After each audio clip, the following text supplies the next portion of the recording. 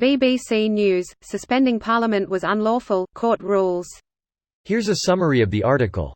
EPA Boris Johnson's decision to suspend Parliament was unlawful, the Supreme Court has ruled.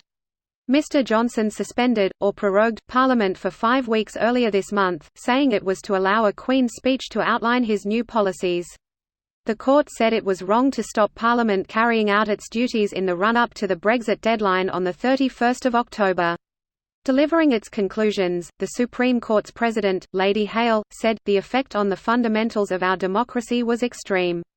She added, the decision to advise Her Majesty to prorogue Parliament was unlawful because it had the effect of frustrating or preventing the ability of Parliament to carry out its constitutional functions without reasonable justification. Lady Hale said the unanimous decision of the 11 justices was that Parliament had not been prorogued, the decision was null and of no effect, and it was for the Speakers of the Commons and Lords to decide what to do next. Commons Speaker John Bercow welcomed the ruling and said Parliament must convene without delay, adding that he would now consult party leaders as a matter of urgency. This post received a score of 69,515, with an upvote ratio of 90%.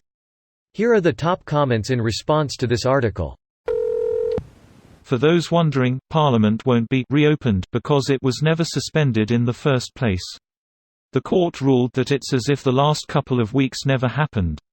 The Speaker of the House decides what to do now. Edit. Bercow confirmed that the House of Commons will reconvene tomorrow at 11:30 am British Summer Time. Order. Order. You thought it was over. Instead, now he's at the most testing and constitutionally difficult part of his career. You thought you would get chaos, but instead you will get ORDAH. Blood for the blood throne. ORDAH for the House. The court determined that the matter of prorogation was justiciable, that is, they could make a ruling on it. The court determined that the next step is that the Speaker and Lord Speaker may do whatever they deem necessary, including recalling their respective Houses Commons and Lords.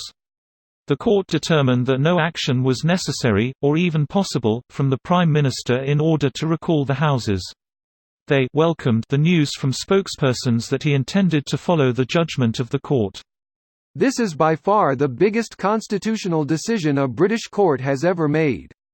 This is a big precedent for the role of the judiciary and indeed the way all 4 actors in our constitution interact. This case was at the nexus of the judiciary, legislature, executive, and sovereign. What a time to be alive. This case will become a keystone of constitutional law in this country. Yeah, either outcome of this court case would have shaken up precedent. Now the executive are subject to scrutiny when enacting their prerogatives. This is huge. So much bigger than the current situation.